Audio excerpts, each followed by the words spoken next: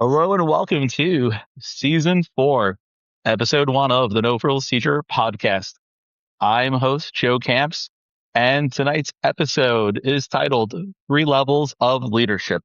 And this is a very special episode, not only because it's the season 4 premiere, this is because I have 3 extraordinary educators in the school district of Lee County. Joining me this evening are school board member Sam Fisher, Deputy Superintendent Dr. Ken Savage, and Principal of the new Alva High School, Dr.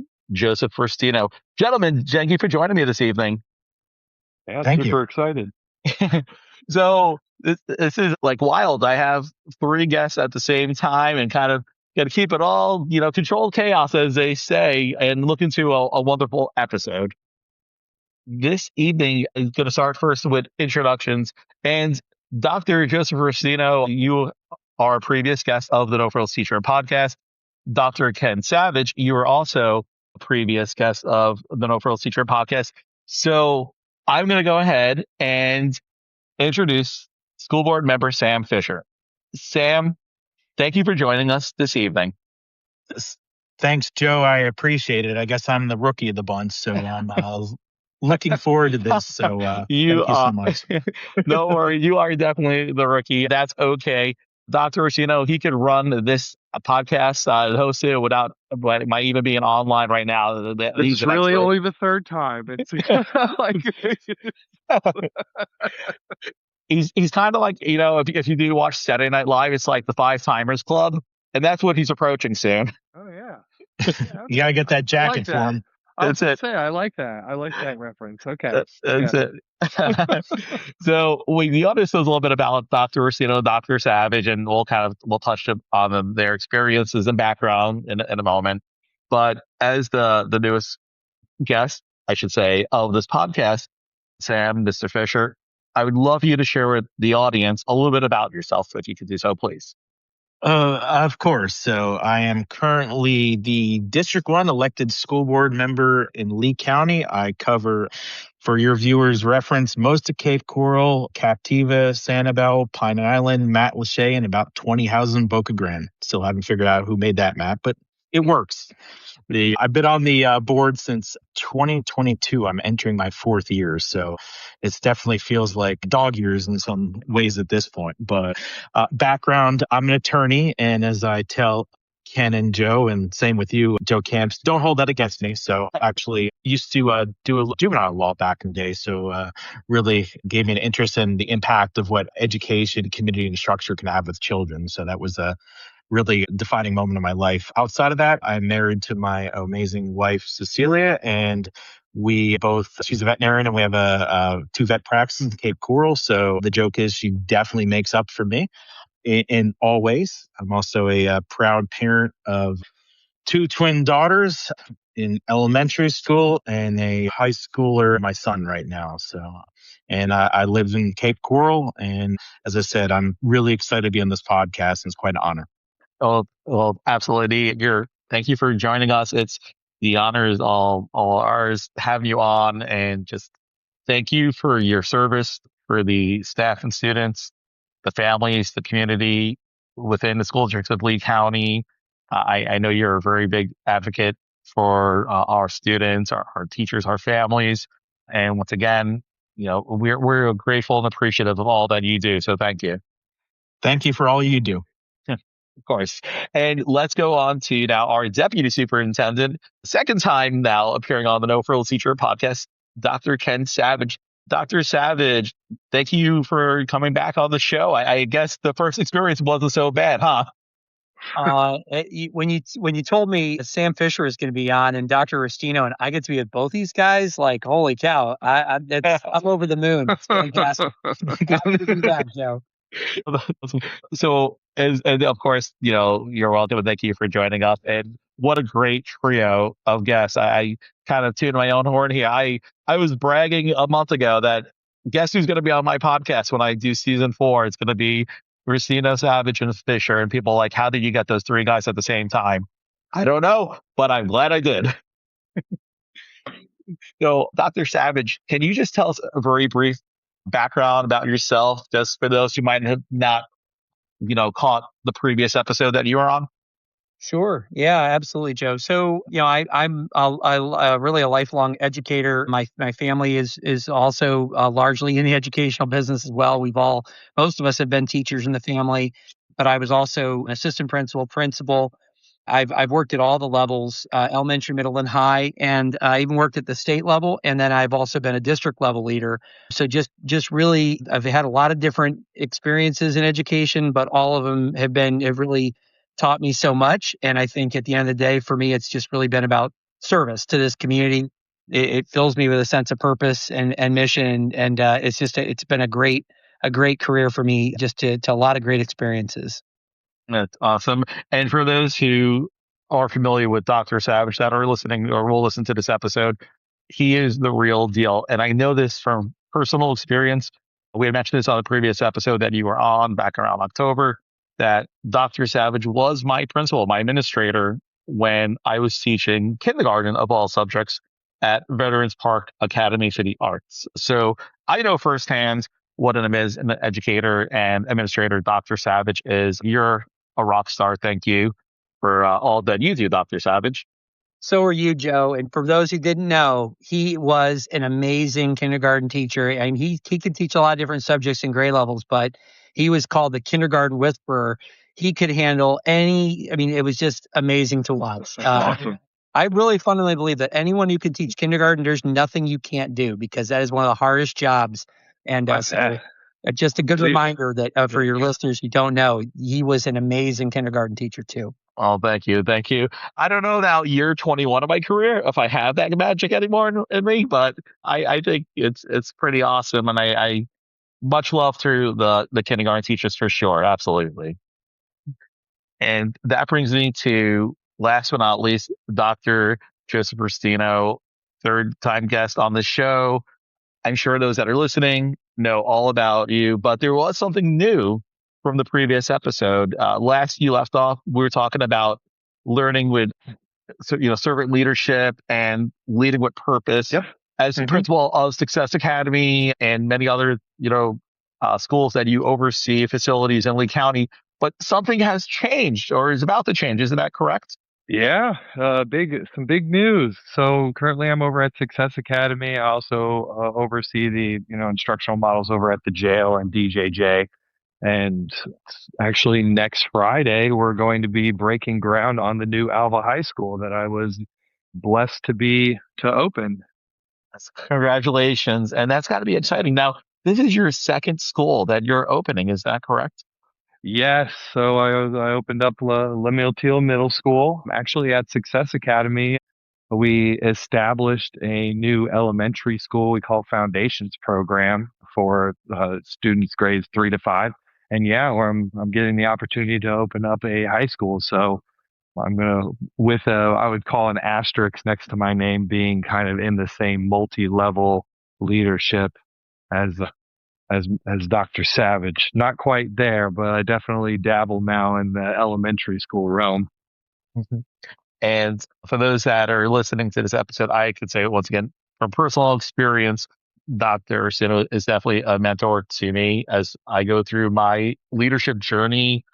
And it's just remarkable that anyone who has worked for Dr. Restino or will be fortunate enough to work with him in the future, you are one lucky educator. So thank you, Dr. Restino. It's true, man. It's true. All right, I'm done, guys. That's it. Call it. and then there were two. And then there were two. And then there were two. I appreciate it. Love it. Well, gentlemen, this episode is called 3 Levels of Leadership. So we have governance and district leadership, district operations, and school leadership with Dr. Restino. So I'd like to just jump in and kind of get the conversation going. Now we got the intros, a little bit of background about each other, and let's get to the meat of the podcast, if we shall. So that brings me to my first question. This is about defining the 3 levels. Each of you represents a different level of leadership: governance, district operations, and school-based leadership. How would you define your primary responsibility, and where do those responsibilities intersect? So we'll treat this like a roundtable discussion, kind of like a virtual roundtable. And I'd like to start by asking Sam Fisher, Mr. Fisher, that question first.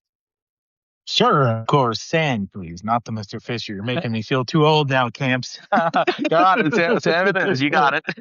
Appreciate it. Just kidding with you. It's funny. Probably out of the three of us, my job is often the hardest to describe, I think, to people. Kind of, what from the outside versus the inside. So I am one of a 7-member elected board, and just for transparency, I'm only speaking on my individual behalf. Sorry, the attorney part of me had to come in.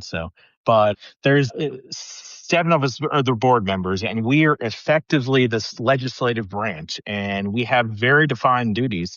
And most of it by this Florida Constitution and state statute essentially says that we're responsible for creating and passing policy, approving a budget, and things like approving job descriptions. If you look at our role, it's more limited than what people think. For example, when I'm on the soccer field, my kids, and somebody's screaming at me to go and fix the air conditioner, that is not generally within my job description. It's not. You don't walk around. You don't walk around with a suggestion box wherever you go. I am pretty much a walking suggestion box. It feels like often, but no. So it's a very defined role from that standpoint. So we essentially, as I said, we also have fiduciary duties, in regards to budget and security. We have to attend, a monthly meeting per statute, things like that. So we are really I guess, how do I say it, the 300,000 foot view. So, and I don't know if, perhaps Dr. Strategic wants to jump on the next part of it. Well, where he kind of intersects with us. I think I know who that is. Who's that? Sorry. It's Sam that gave me that name. So I have the little nameplate that he gave me that sits in my office here. So I'm looking at it. So yeah, it's the governance connects very well to us because while Sam is kind of downplaying their role a little bit, the reality is that the board, even though it's hard to kind of separate the individual from the team because it really the board only exists in their full duty and scope when they actually meet. So as an individual member, Sam has the basically the obligation to kind of prepare himself for those moments. He has to prepare for all the items that are likely to come before the board for a vote. I mean, there's a lot of work that goes into the preparation, but when they meet as a group and they come together in those meetings, then they basically exist as the entity. They are the most representative entity of kind of the whole school district of Lee County. It's that school board when they come in to meet. And then the superintendent, a lot of people don't realize, is actually the secretary for the board. And so even though in our district, the superintendent is elected by the people, the superintendent's role is really designed to basically work under the direction of that board. The board is that governing body, but it only exists when they come together in that moment in time. And they actually speak officially through their minutes when the superintendent's responsible for taking those minutes. And that's technically how the entity operates. And so it's really a very much a partnership. A lot of people don't understand. They think the superintendent is like the queen or the king of the castle and can do whatever they want sometimes. And that too is not true. The superintendent is the chief executive. So very much like the name sounds, their job is to execute basically the policies that the board adopts and act within the parameters that are either constitutionally, statutorily, or directed by the board through those adopted policies and the direction that they give to the superintendent. So if they want to direct on something, they do that. However, what's also difficult to understand is that how do they then make those decisions and recommendations? Well, it's the superintendent's job to bring those recommendations forward. So essentially, it's kind of like a team where the superintendent's job is to bring recommendations forward as the chief executive and the chief administrator for the district, which makes them the chief authority for all educational matters. And the board, the superintendent doesn't get to basically opt out of anything.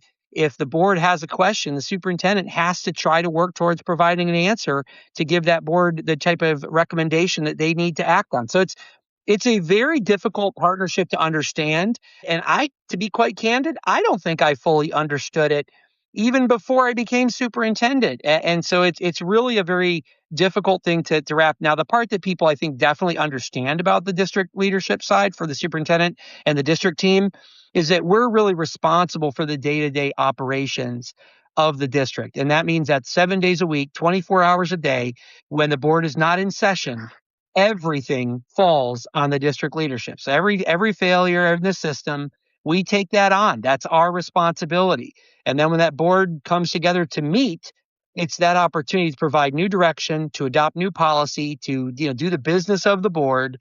And then the superintendent, is there to help support that board in their function. But as soon as that meeting adjourns, we're back at it, the 24/7 job of managing the day to day, which then goes back over to our school-based folks, which is really at that tactical level where the real business of day-to-day engaging with the families live. And that's I'll kick that back over to Dr. Restino if he would like to kind of talk about what that day-to-day transaction of the school-based leadership and kind of how that kind of picks up from where I left off.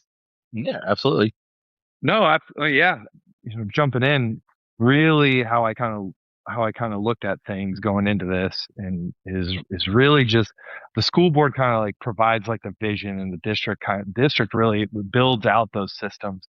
But I really feel that the school-based leadership really is the great implementers of everything. It's bringing everything together and holding everyone accountable and making sure that the things that were built at the district level are actually being implemented. And we know that if we follow these guidelines that are being provided to us, that we're not only within the scope of the law, but we're actually going to be making meaningful outcomes for our students and families. There has to, so clearly there has to be some sort of synergy amongst the three levels for any sort of implementation or operation to be successful. Is that a good assumption? Is a safe assumption to make? So I'll jump in real quick, and I can honestly say that in the 12 years that I've been a school-based leader, there hasn't been a better time for a collaborative approach to things with all three levels. It really feels like we're all sitting at the same table. And one of the biggest things is, there was a long time ago where just school board members were honestly, they weren't really encouraged to be going to the actual schools. And now you see all our school board members going to the schools and seeing everything that's going on. And it's becoming this just more of a collaborative approach, and this kind of reciprocal accountability that's really bringing the vibes, and honestly, it's bringing out the outcomes. So now I feel like that's something where I think Dr. Savage has said, like, there's a lot of things that we don't understand. And that's why I'm really kind of excited about having this episode. Is there are things that I should say classroom teachers, like educators, like, we only see what's in front of us, so to speak. And that's the school-based kind of decision making and implementation of raw policies, whatever it might be. And I think, like you had mentioned also, Doctor, about the relationship and the partnership with the superintendent and the school board. I was not aware necessarily of that role as far as being a secretary to the board, and about the executive roles and responsibilities. And I think that's something that it should be brought to light, that I think many people have a misunderstanding or a misconception of. I want to also chime in on something with that. So, and Ken and Joe Restino did a great job on that. And one thing, a couple things. The other thing is direction, and Ken had mentioned this. For example, I can't go into a school and tell Joe Restino what to do. Everything is, with that day-to-day operations, everything goes through Superintendent Carlin at this point. She is the one we provide as a board as a whole. So there's that misconception that I can go in, oh, hey, I can go to this elementary school and tell this person what to do or fix this problem. And that's not part of it. But on the other hand, my job and my other board member's job too is, and I alluded to this in the beginning, I probably should have been more specific on it, is also the community input. We're the ones directly elected. I know the superintendent is as well, but we're directly elected to a district or at large, and we're really having a lot of communications with our constituents at that point. And what we do is we will bring, as I said, general, whether it's ideas or concerns, to the superintendent. And the superintendent, takes that information, and filters it among her staff, something, Ken does as well, obviously. So, and that's kind of how that works. As I said, you think that kind of hopefully maybe takes away the mystique from it. And the board and the superintendent were constantly, whether it's meeting or talking and going through issues. So there's a very large part on our part of being, very synergistic. Okay. Now, since Sam, you're kind of shared that additional information, which, I greatly appreciate. I want to kind of segue into another question, if you don't mind. And this one is about from vision to classroom impact. And the question is, when the school board establishes priorities or policy, what does the journey look like from that decision to actual implementation in a school building? We'll give you insight. So starting on the board, it starts with an idea or a problem to solve, or even like a change of legislation, for example. And what happens is we will, talk with the fellow board members about, hey, whatever needs to be addressed, relating as well to strategic priorities. So, you name it. Let's say we want to talk about, as a board, hey, we want to have CT or something as a focus in third grade or something like that. So we will talk about that as a direction as fellow board members. And then the superintendent will then obviously chime in, work with the staff, or it can go the other way around too. There can be an idea that comes up from the staff level when they present it. And, we look at it from that way. So essentially, as I said, we go from, these ideas, and it's free flow of information. We will go from, each board member will have a one-on-one with the superintendent and discuss what's on the agenda, to discuss these priorities, to essentially discuss whatever these ideas and visions are. We'll have workshops so that, we will also speak with members of the community. I know myself and my fellow board members will talk to, you name it, constituents, business owners, I mean, you name it, other elected political entities, kind of get some feedback on it, and then eventually it goes to a board vote. So, And then, Ken, as far as your role as deputy superintendent, how do you then work with the board and with Superintendent Dr. Carlin to see, once again, a policy or something that was a priority from constituents or from the school board, or something that from, Dr. Carlin wishes, to see implemented? How do you serve in your role to work with the board and then work with principals like Dr. Restino for implementation? Yeah, I mean, well, I'd say it starts with kind of the first part, that kind of team aspect of the synergy that you described in the governance level. So the governance level connects at the top level of the district leadership with the superintendent, with our top level team. And part of the initial connection with the issue is framing the issue, right? So we are supposed to be the educational experts. The board members are designed to be representative of the whole community. They don't necessarily have to be educational experts. They could be from any walk of life, as long as they meet the qualifications to be elected, and they are then to be representing the community. So it is our job initially to ensure that whatever issue is there is kind of being framed through that educational expert lens, right? So we have to basically say, like, if there's a concern about behavior, then we might want to qualify all the specific things that go into that. Maybe it's has something to do with, we want to make sure they've elevated things like PBIS, that they understand that there's positive behavior aspects. They want to know what are the systems that we already operationally have in place to try to mitigate negative behaviors that we want to see, or reinforce positive ones. What role does maybe students with disabilities play, and behavioral supports and laws that have to be regarded there? How do parents and teachers and different school systems? It's really elevating understanding before you try to solve a problem. And then it's the superintendent's job to bring forward, and she really relies upon staff to do it, bring recommendations to the board how to address that issue, whether it's a constituent issue, whether it's an individual, thing. And so it's really that interplay is very critical at the outset.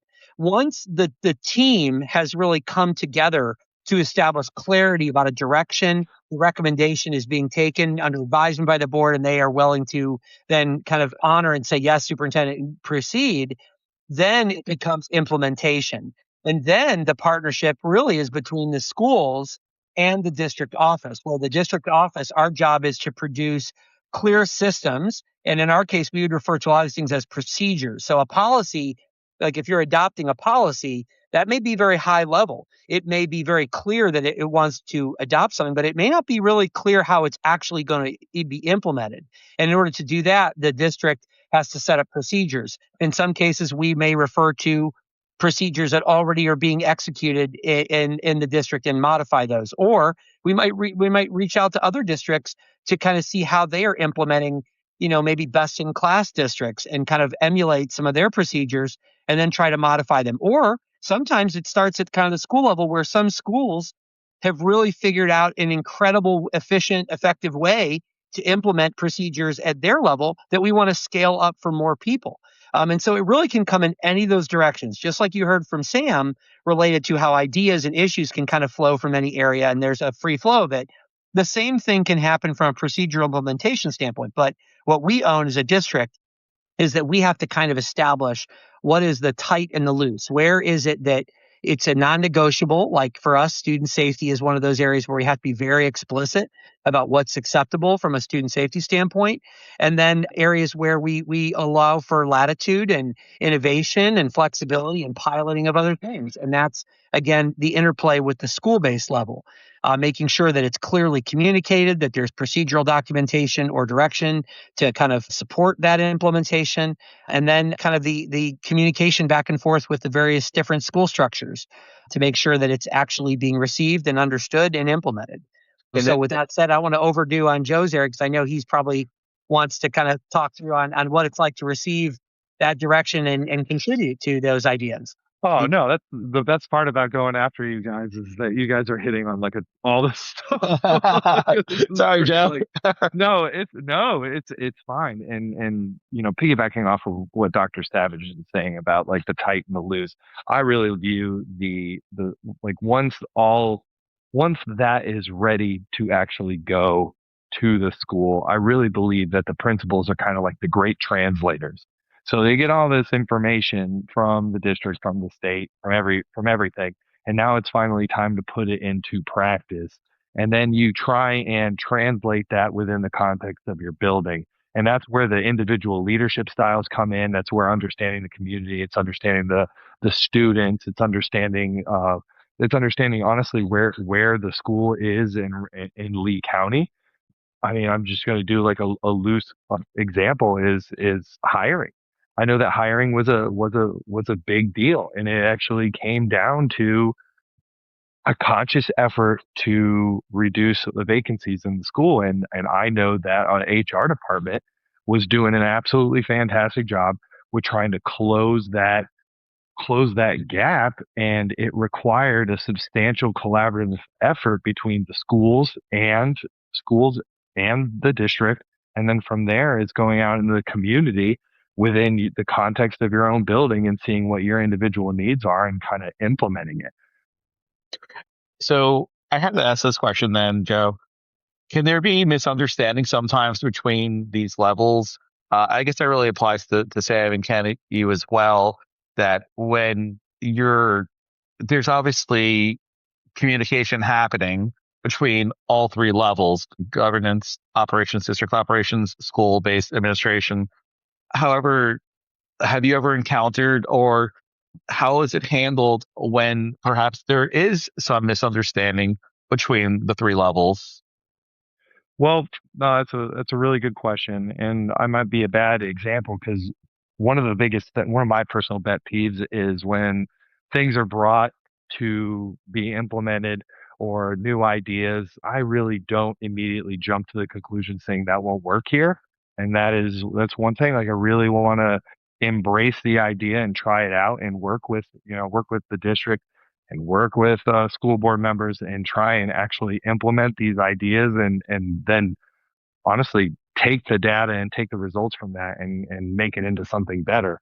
So yeah, I hope I answered that question. But it's that honestly, it's the institutional trust that you have in the people that you work with, where you can pick up the phone. And I know for a fact, if I pick up the phone and call Dr. Savage. He's going to be immensely busy and probably super annoyed I'm calling him in the middle of the day, but he'd answer the phone. Like, and knowing that's a thing it actually makes the work environment easy to implement stuff, especially uncomfortable things. Heaven forbid, it's easier to do uncomfortable things, maybe budget cuts and everything, because you at least know that you're working with some people that may be downtown, but they have your back and they can help you at any given time.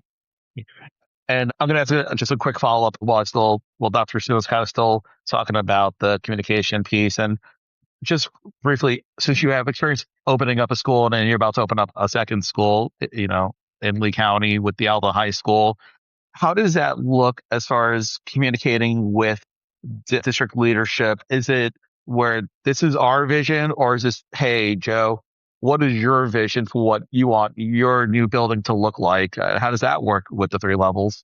So I'm glad you asked that. And a lot of decisions are kind of saying, hey, Restino, what do you think? And, how do you want to approach this? And really, I always respond with like, let's talk about it. Let's talk about this together. I really believe that, and I believe that it's actually Dr. Savage that said this. He said the smartest person in the room is the room. Like I really like collaborating, and I really like sitting down and listening to opinions. And I really think that was where the success lied in Lemuel Teal. Is every single week we had a leadership meeting, and we always brought everybody to the table, and everybody shared their issues. Everyone was saying, if bring an issue to the table, but make sure you bring in a possible solution. I always said, no, just bring me the issues and we as a group will come up with the solutions. Like, that's why we're bringing the issues to the table. So being able to have that on a much grander scale and having thought partners. And really, when it comes down to what it comes down to is really the relationships. I've been a school-based administrator going on 13 years now, and I know just about everybody in all the departments, from procurement, from curriculum, and they're all just a phone call away. And as you're gradually creating this wonderful thing for the community and the students, you start off really alone, and you need to go and actually pick up the phone and start calling some people and leveraging those relationships you built for the decade you were an administrator, and get to it. Now, Dr. Savage, same question and same, Sam as well.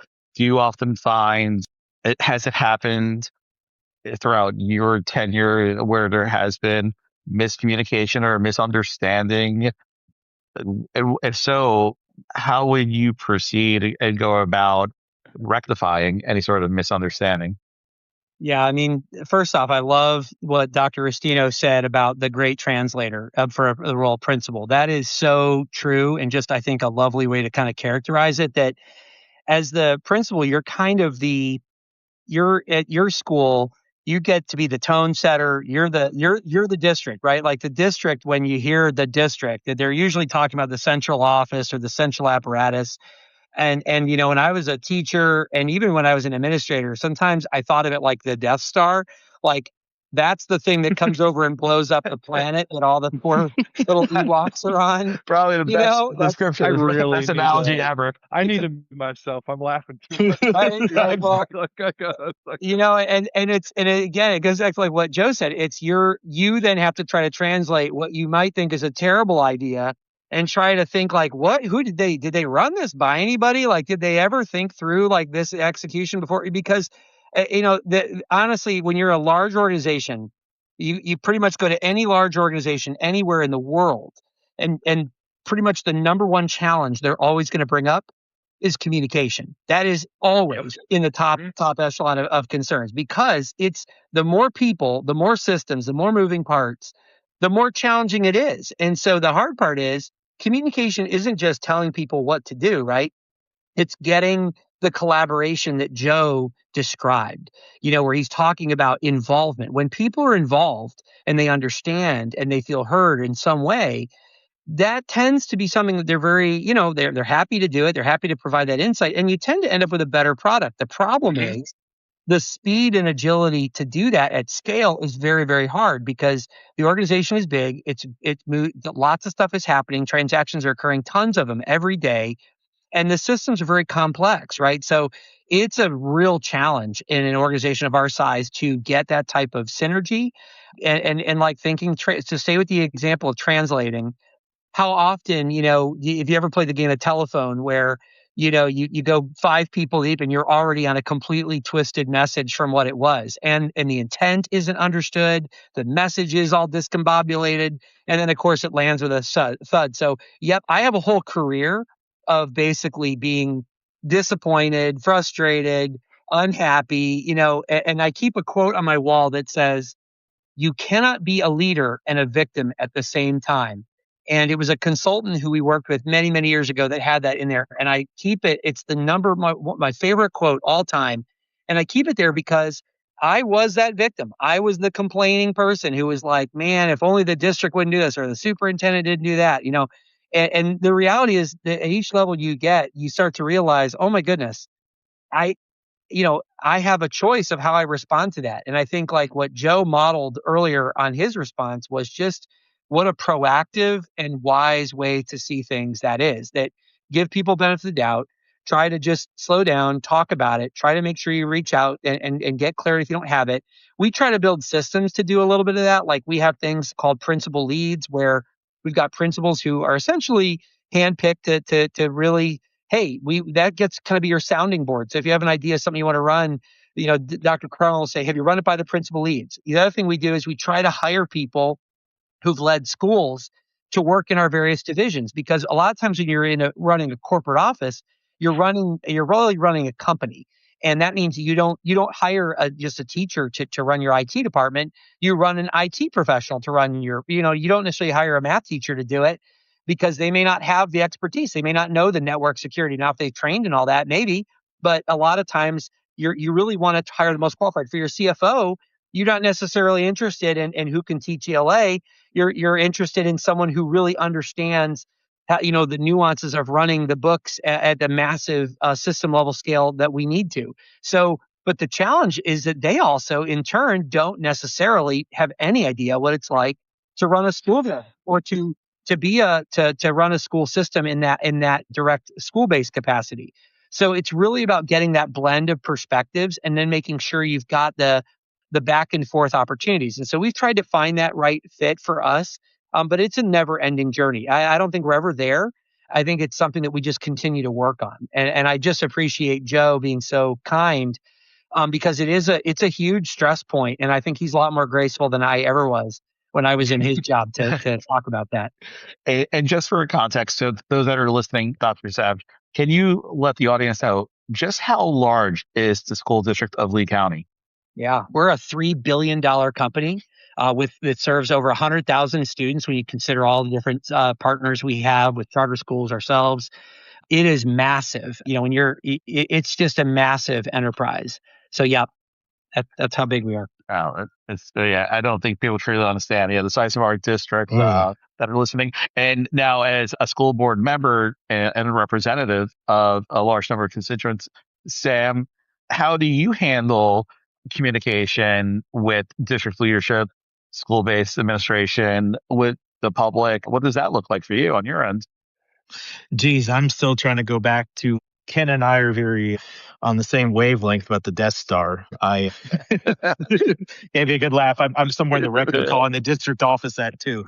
But I by the way, just following up these two gentlemen, they're amazing. So, and I am very lucky to have these two in the district. So getting back to communication, especially with what you guys were talking about, I will tell you when I first got in the school board, there was a lot of miscommunication. I want to say it's less frequent. It's never going to go away.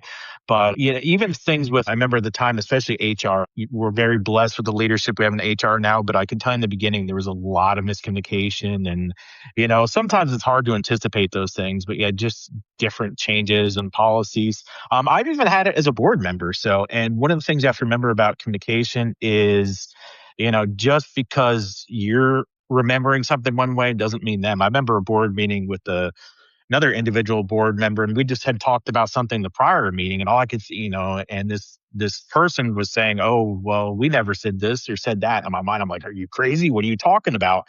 And then I had realized that there was some humility. Maybe they weren't hearing me correctly, and I went back, and I don't think I communicated well enough. So that's part of communication, is understanding, being able to go back and have some humility and understand how you can improve upon that.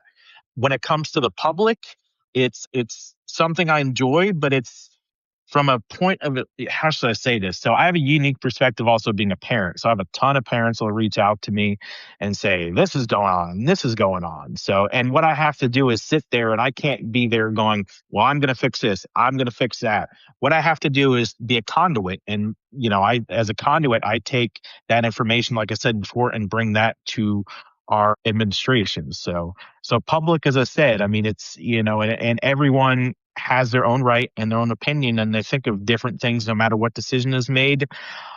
It's always very interesting to really take that feedback and try best to address it. So the biggest thing for me is just trying to listen at. So now I'm going to this might sound like I'm contradicting myself a little bit for my previous question, because we had just spoke about being essentially on the same page, strong communication and sometimes miscommunication, but there is also healthy disagreement at times, I would feel, right? We all have the interest of our, once again, I'll go Sam, constituents, who voted, and elected you to be a school board member representative. And then as far as Dr. Restino, Joe, your vision for what you want your school to look like, and then obviously Ken, your vision, alignment with Dr. Carlin, our superintendent's vision of district operations. My question would be for the three of you, well, strong leadership doesn't always mean uniform thinking. So how do you handle moments when priorities, timelines, or perspectives differ across the three levels?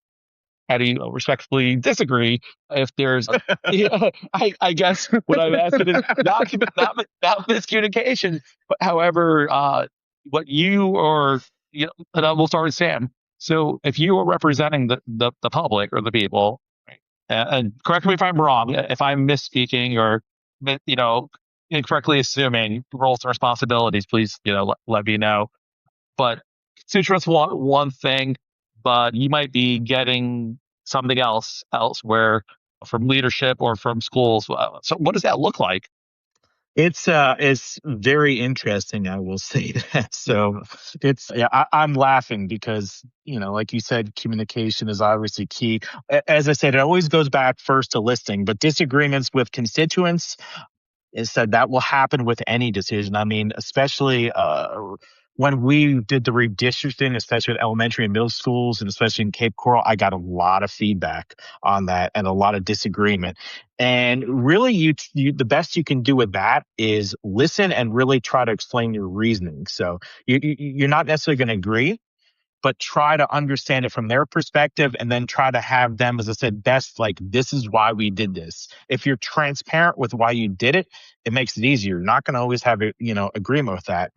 When it comes to district leadership and board members, I mean, we've all had disagreement too, and it's making sure to be respectful, listen, hear them out. It's also, you have to have a trust factor. And I was very blessed. I'm blessed with Dr. Carlin right now, but I'm so blessed with, Ken with this. And we still do this. Like, if there's a disagreement or something, we will go and talk about it. And we have I guess the best way to say is an unwritten rule, Ken, right? That we won't get mad at each other. We'll just tell each other what we think. We won't judge each other on it. We kind of get it out, and we'll go back and forth. And sometimes we'll agree, sometimes we'll disagree. And the same with board members. I think we have to do that. You always have to keep that respect. You always have to keep that listening and understanding. And there's times you're just not going to, agree on stuff. I mean, we've had 4-3 split votes. I've had, decisions that, maybe Ken or, Denise, that we've disagreed on, and that's all right. And it's really about listening and relationship building. I mean, heck, Ken puts up my cross examinations of them. Yeah, I love it. I mean, it's hard to kind of, I think everything Sam said is just fantastic. I think he's uniquely able to answer, because as a board, they can only really work together. And they, of course, all have different ideas and opinions, and they have to basically figure out like what kind of information they can bring forward to be persuasive to their colleagues. Because when four or more of them agree, it carries significant weight for all of us. For the superintendent has to execute it. We, as a person who works for the superintendent, we will put a lot of work and energy into it. So we really want them to disagree respectfully, because it's the only way that you kind of pressure test and see it. What I would say from my vantage point is, generally speaking, disagreement, I think not only should it be expected, but it really should be embraced, because I think it's a healthy part of any leadership. That you just think about your own family. Do you always agree with your family? But you always love your family, right? And so I think that's kind of the idea, that it's no different organizationally. What it really comes down to is perspective. Everyone has different perspectives. And so sometimes what folks feel is that they're really not doing what Sam said, which is listening. They look at it and they think there's a right answer or there's a best answer. What I would contest is that often it's actually a value conflict. If it's a really simple thing, it's usually pretty simple to fix if it's simple. But generally speaking, it's all about your perspective related to that issue. If you think it's a simple thing, but it's only your vantage point that you're really honoring, and you're not really respecting the other vantage point or honoring kind of the value system, but that is really generating that. So I think sometimes it's just elevating the value conflict that is in play and making that visible. So it goes back to what Sam said. If you're transparent about that, if you can illustrate the logic of what you're trying to do, why you're trying to do it, and kind of what values it's in service of, and sometimes even being transparent about what values you are, what values you are superseding in terms of your decision making. They may not agree with it, but at least they've connected that you're doing something for a very specific reason in pursuit of a particular set of values. And then they can maybe learn to accept that, and there's tons of examples in my leadership journey that I can think of that are like that. But that's kind of how I would approach disagreement in general. And for you, for Dr. Restino, Joe, has there been a time where like you felt I I just fundamentally disagree with this, or my professional judgment? How would you handle that, and have you experienced that? Actually being what's funny is being the principal at Success Academy, I actually have multiple directors and multiple regional superintendents instead of just one, because I service the whole entire county. So really, like, as I'm listening to everybody and listening to all their examples, really the effectiveness of disagreement really is just rooted in the level of trust that we have for each other. I mean, the one of the biggest things that I have to deal with is intake of students based on whatever levels of offense there are, and determine whether or not it is okay for that student to be reintegrated back into their sending school. And a lot of times when it's their time to go, I will have healthy disagreements with, let's just say, everybody. Like, I will have a healthy disagreement with the principal that I'm sending the student to. Maybe they don't think they're ready. Maybe the regional director doesn't feel they're ready. So knowing that I'm going into these conversations where we all have this shared belief that we're doing what's best for the kid, we're doing what's best for the community, and we're able to walk away from this with we might disagree, but we actually will have some sort of resolution. It makes the conversations a lot easier, and especially at the school level when you're soliciting a direction from your staff. And I keep referring to the leadership team. I mean, iron sharpens iron. There's going to be times where we will sit down and in front of the whole entire group and say, what do you guys think of this? I would like to do a one-way hallway. And then the staff would turn around and say something like, we don't want to do a one-way hallway. This is why. And it is taking those perspectives that, Mr. Fisher was explaining, and what Dr. Savage was explaining, and being able to eloquently share your perspective and get kind of the shared vision. But ultimately, one of the biggest things is that when it's all said and done, you guys are all comfortable enough to not muddy the waters of communication if you're kind of on the losing end of the disagreement, because that is one of the biggest culture killers I've ever dealt with, is when you're in a group of people and someone disagrees and then they turn around, they share that this policy wasn't mine. I didn't want to do it. And now they're not kind of on board with the vision or like that shared vision with everybody. One thing that I really admire, many things I admire about you, Joe, Dr. Restino, is that you solicit input from the community.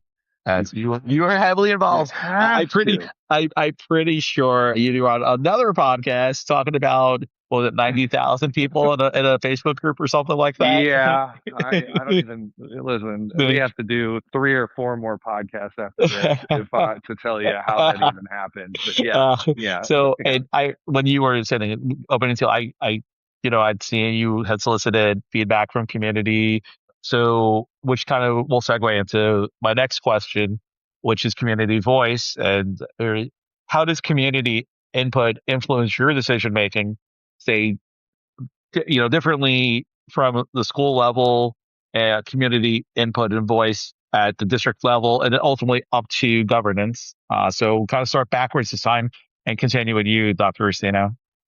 So really, if I was to name top 3 leadership traits, and this isn't just in education, it's just your ability to solicit buy-in and engage in your community. I think I love talking to people. I love getting involved, and I love soliciting feedback. And one of the biggest things that I attribute to Teal's success and even Success Academy's success is I love just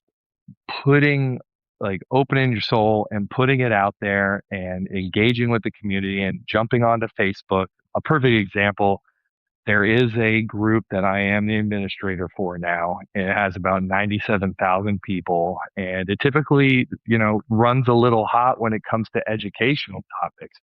And, you got to take the good with the bad. A lot of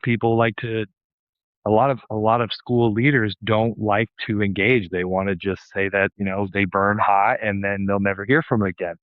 But that individual family, just not even from the impact that they could have with the community perception as a whole, but that particular person is not happy for that particular reason.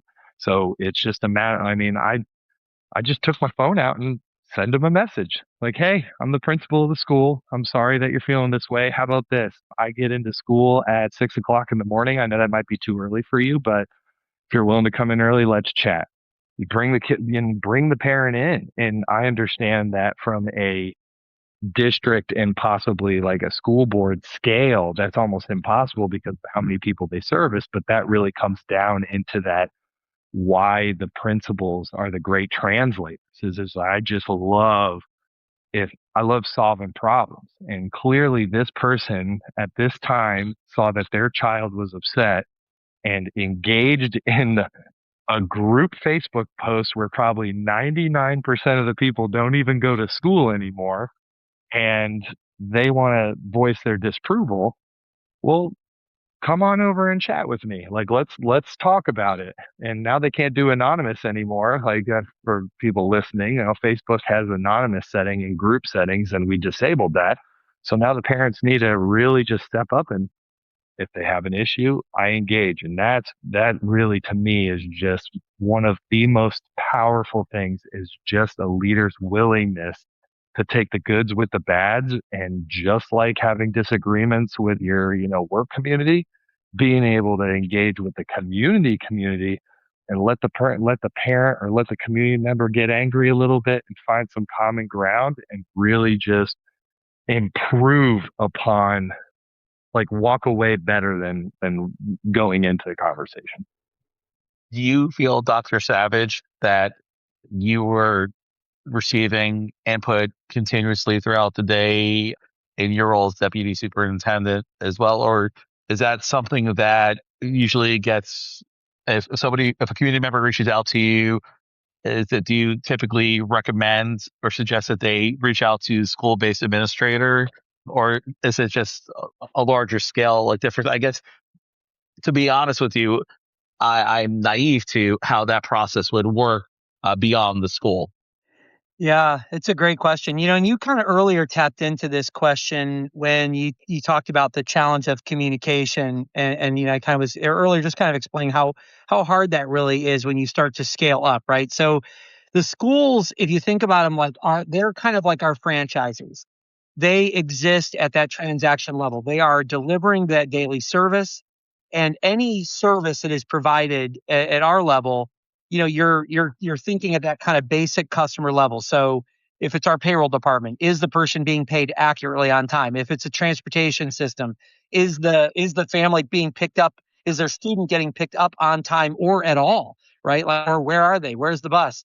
It's whatever issue that they're dealing with that kind of intersects with our system. But the lion's share of the interaction day to day for a system like us is happening through those schools. And so absolutely, having those systems where there's an administration there that's based at that school, that they have some economy of scale to address their systemic challenges. So, if they're big enough, they may have a full-time social worker that works at their school or dealing with those challenges. So you're dealing with some of those things.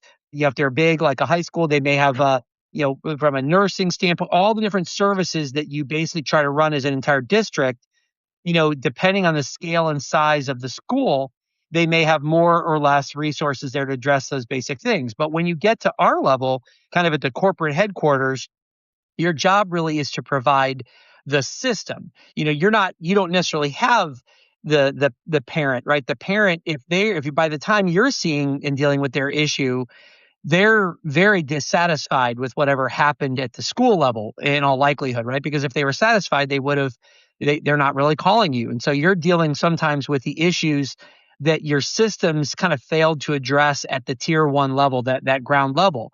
So then you have to have systems in place to kind of receive and track and respond to a lot of those issues that bubble up. But that's more when you're thinking of kind of the customers that are not happy.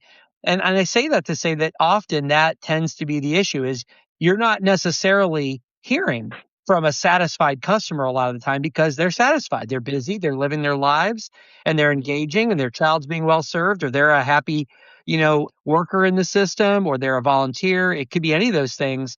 What you tend to hear at this level, or sometimes at the board dais, are constituents or folks that basically have concerns.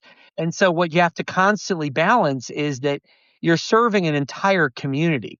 And what you don't necessarily want to do is overly fixate on maybe one or two voices that show up at the board dais to speak to the board, and they're speaking from their truth, they're speaking from their perspective, but they may not be indicative of the larger community. And so that's a real balancing act, is how do you honor the individual perspective of a person who's taken the time to speak what they believe an issue is, but at the same time try to have a system that honors the larger group that may not be in fact engaging with you at all because they're not upset, because they're actually very satisfied, and they as a result they're not going to show up and speak because they're busy, and they don't necessarily feel that they should have to do that. So it's constantly in our role of trying to find that way of gathering input from people in a systemic global way that gives voice to that, but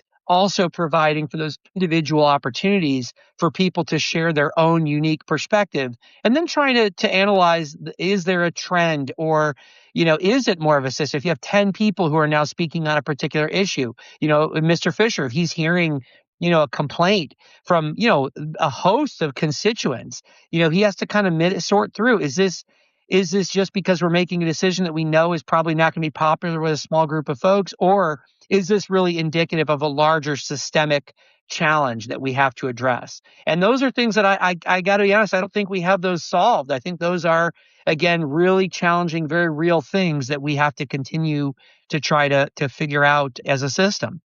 Now, Mr. Fisher, Sam, do you agree that let me rephrase this.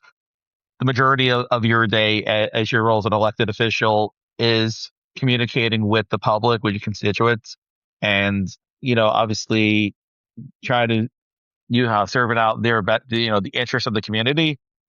Yes, I would include that. I would just say people, because, obviously, as, constituents, I'm also including that.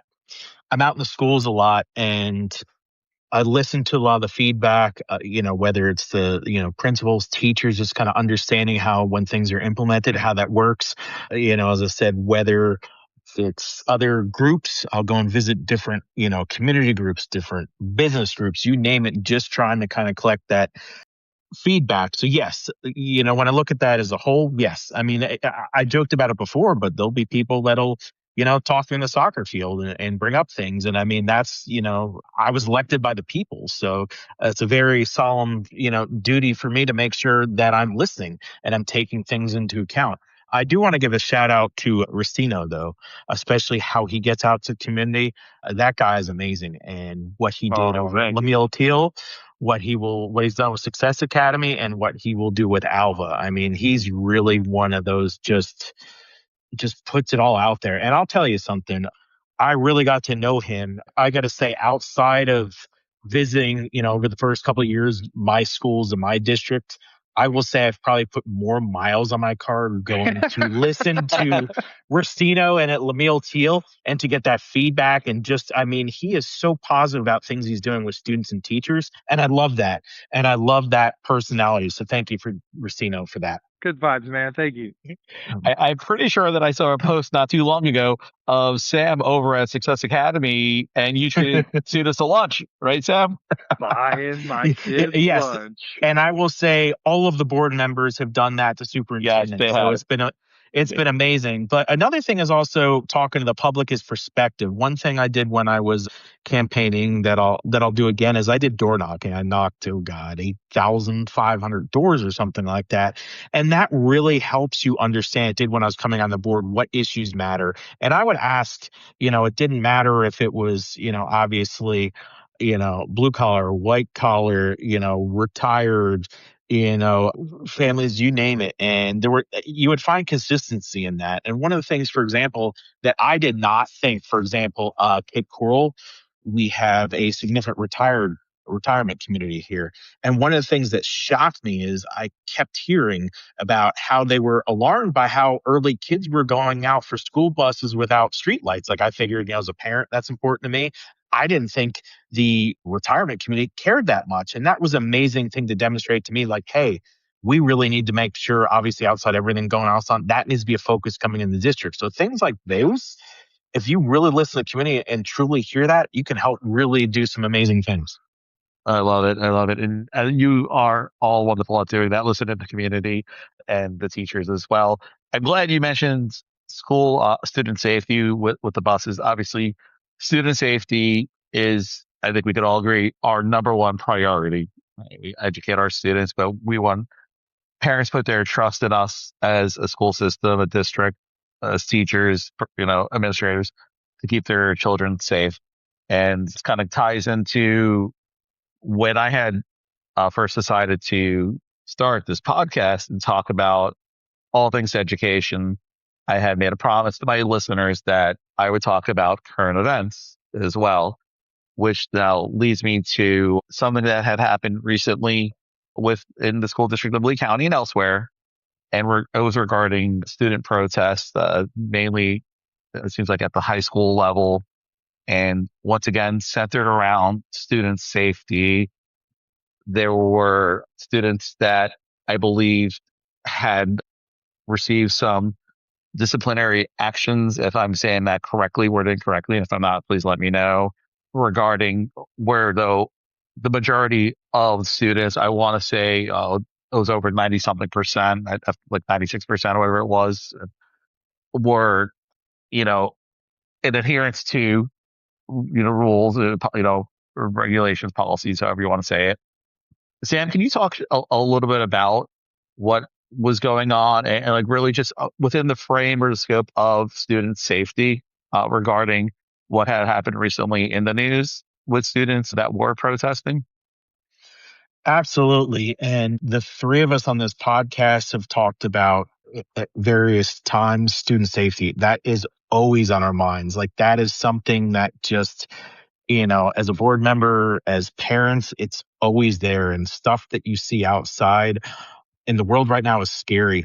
And it's really, no matter what you do, safety has to come first. And you really have to make sure students and also teachers, you want to make sure your teachers are protected, your schools. So we can't forget about that as well. But what you're referring to is, yeah, there were some protests over disagreements with ICE. It was about 2 weeks ago now. I'm trying to, the math in just my about head. like About 5, 2 weeks 6. ago. Yeah. Yeah. And, we had, some students at some of the high schools throughout, some of the areas, Cape Coral, North Fort Myers, for example, that participated in these protests. And as, Dr. Carlin released a statement, for the, as you said, Joe, I think it was something like 96% didn't involved in this. And, students have First Amendment rights, just like anyone else. However, they don't have a right to disrupt the classroom. That was actually, you hear the case a lot, the Supreme Court and Tinker v. Des Moines. And I got to tell you, as attorney background, one of my favorite classes in law school was First Amendment. I took a class in First Amendment. So this is right up my alley. So, and when it comes to that, especially when you have, students, disrupting class, jumping fences, you can't have that. That's creates a complete, safety havoc for the student themselves, for the other students, for the school. You can't have that. So the administration, obviously went through everything, and, I'll kind of let Ken continue on this in a moment, but, whether it was suspensions, in school, out of school suspensions, missing time, the students that disrupted the classroom are being held accountable because, again, safety's first. We can't have that. We want to encourage, discussion. I mean, that's what school's about, to talk about, you know, these issues that are happening in the world, but they have to do it without impacting other students and safety.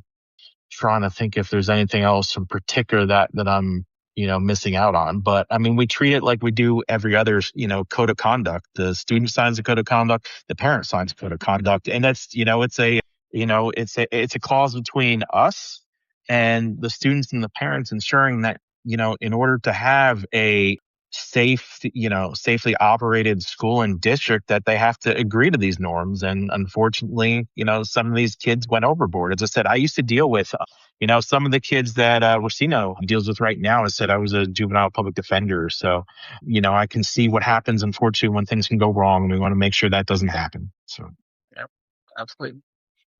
Yeah, I think Sam did an excellent job kind of framing that piece. And I think, what I would just, the only thing I would really add to it is that, being able to demonstrate and advocate when it doesn't disrupt the learning environment is always protected, right? So in the famous case, there are armbands being worn so that students could essentially exercise their free speech, but not disrupt the learning environment, right? When you all of a sudden stop and instruction ceases, and then students are not following directions, they're not returning to class, they're chanting and like you said, jumping fences and things like that. That isn't protected. That is disruption. And there's a big difference there, right? I mean, but the reality is that these are students, and students, for all of our students, it's always about learning. Discipline, the root of discipline is really to teach. And that's really the idea, is that even when, a line is crossed and things are disrupted, it's still an educational environment. And we always want to make sure that students understand the expectation and that they understand the consequences of their decisions, and they continue to learn from them. Doesn't make them bad, doesn't make them, it just means it's part of the learning process. And I think for even for all of our high schools, I'm always proud of the sense that, when we have issues, that people have the opportunity to learn from them. And I think in our particular case here, people can debate all different sides of issues, but when it comes to learning, the goal is to actually have students learning in class in the subjects and disciplines that when parents send them to school, they expect us to create the environment and the conditions where that will occur. And when that's disrupted, we have an obligation to maintain that safety, as Mr. Fisher kind of outlined very, very well. That said, I know for Mr. Restino, Dr. Restino rather, that he's, has the opportunity to kind of see what that lives like out in the actual real world where, they're trying to execute, those types of things. And so obviously anything he'd want to add to that and what it's like to kind of be on the other end of it. I know as a principal, I've definitely experienced some different situations over the years, and it's not easy to implement those things too, to balance those things. but I wanted to kind of give Dr. Restino a chance to add anything if I'm, for him. Well, you guys, I mean, yeah, you guys said it very eloquently. Like from me, like as a school-based leader, there is nothing scarier than just unstructure. Like I mean, and this is there in some situations, the unstructure was just on such a scale that the students ended up having to get in trouble. Like to me, there's always a limit. And what I've learned being in Success Academy, where I essentially call myself the Grand Central Station of Unhappiness, like every kid who gets enrolled at Success Academy has done something where they violated the code of conduct. And I mean, if there happened at Success Academy, that it could have been real bad. It is just the principal's job to keep everybody safe, or actually, it's everybody's job to keep everybody safe and make sure that we have a structured learning environment. And then if there are situations like this, that they are done in a completely safe and effective way that follows the letter of the law. And then when you will always get situations, and just to give an example, you say 94% or 96% didn't do anything, but even going further, I only received 11 kids from the whole entire situation. I think based on the letter that came out, that was only about 2,400 students participated out of the whole entire district. 11. So we're talking about 11 egregious cases came to Success Academy. So I mean, a lot of the kids, did what did what they were allowed to do, but always through the lens of structure and safety. And it's thinking about the scale. You're the principal of a school, and now all of a sudden you have 1,200 kids, and they aren't reporting to class like they want to. Or I'm not going to jump into various examples, but that becomes a very, very scary thing. And then that's when people start thinking about their safety. And students aren't learning; they're not in the classroom. They need to get called. They need to get called to task based on the code of conduct and the letter of the law. Well, yeah, I agree with the three of you. Like you said, it all, comes down to the safety of the students, right? That's what we are charged with, ensuring that these students are safe. Yes, they have, exercise their First Amendment rights. However, at the end of the day, we have to make sure that we, as responsible, for their well-being, they are okay and they're safe. And really, that's something that it makes me, as a teacher, very happy to hear and listen to, that is one common thread throughout our county, our district, is that everyone wants to ensure the safety of all of our students. So that I can speak personally to as an educator. It's greatly appreciated that we all have that commonality, no matter if we're in the classroom, in the office, the central office, all the way up to the days for the school board. So that is something.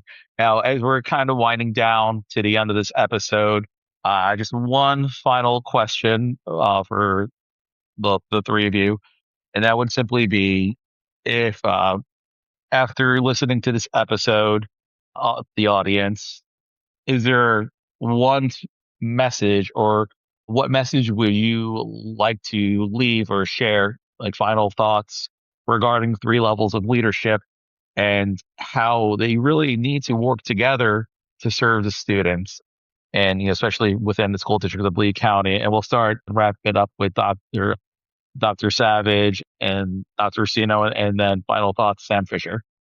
Yeah. Well, I think I think I may have said the same the last time, like education is one of the ultimate team sports. And I think you've heard it probably today, in that it really is about everybody doing their part to work like a team. And if you do that effectively, then you do it. There's no bigger role or smaller role. They're just different roles, right? The governance role is not more important than the execution role at the school-based level, because at the end of the day, there's nothing more important than what's happening in that individual classroom with the teacher and the student.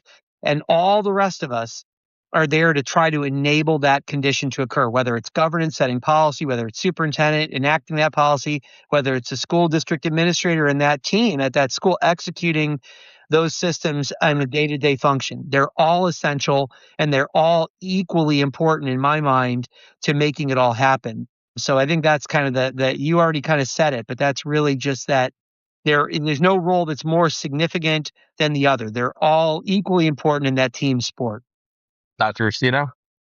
What I was going to say is really it centers around trust and collaboration. I'll say it once, I'll say it a million times that there has never been a time where I've, as crazy as it sounds, been so safe in not having that fear of failure. I know now it is okay to make, it's okay to make a mistake.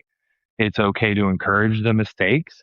It's okay to pick up the phone and call someone and talk things through.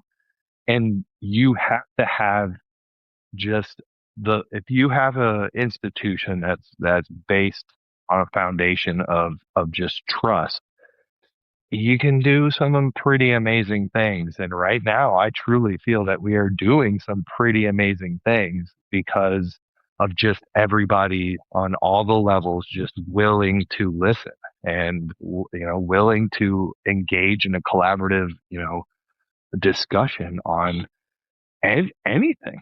And so that's kind of the crux of what I'm saying. And last but not least, Sam Fisher. Wow, that's two amazing acts to follow. So it's Well, that's what happens seriously, when you're the new person on the podcast. That's what happens. You got the tough act to follow. Sorry. No. It's a blessing. I say that. So, but no, I agree with both of them. And for me, the thing is, when I'm on the dais, and I know my other board members are saying, it's always, as long as when you're making a decision, you're always in your mind what is best for students. And I know, Dr. Savage, when he's sitting at the desk at the Death Star, he does the same thing. I know, Restino out of Success Academy all have that in common. And that's what we have in this district. As long as you're putting students first, you're supporting teachers, that you have, the big things in order, the differences can be worked out and the different routes of getting there. And like Restino said about trust, that's a big thing, humility, and also making sure to be willing to put yourself out there. And both these gentlemen do that all the time. And you do it too, as well as Joe Camps, you too. You're a big part of that. And as long as you're willing to do all that and have that trust and put in the best interest of, your students and your schools, everything else will work itself out. Perfectly saying it. You stuck the landing, Sam. I love it. I'm glad that you went last. Thank you. Gentlemen, it has been an absolute pleasure speaking to the three of you this evening, talking about 3 levels of leadership within the school district of Lee County. Thank you so much for your time. Thank you for your service and your dedication to the students and staff and community within the school districts of Lee County. I'm Joe Camps. This is the No-Frills Teacher Podcast, Season 4 premiere, Episode 1, 3 Levels of Leadership with School Board Member Sam Fisher, Deputy Superintendent Ken Savage, and the new principal of the Alva High School, Dr. Joe Restino. Gentlemen, you have a wonderful evening. And to my audience, make sure you keep listening to the No-Frills Teacher Podcast, Season 4. I'll see you soon. Everyone have a wonderful night.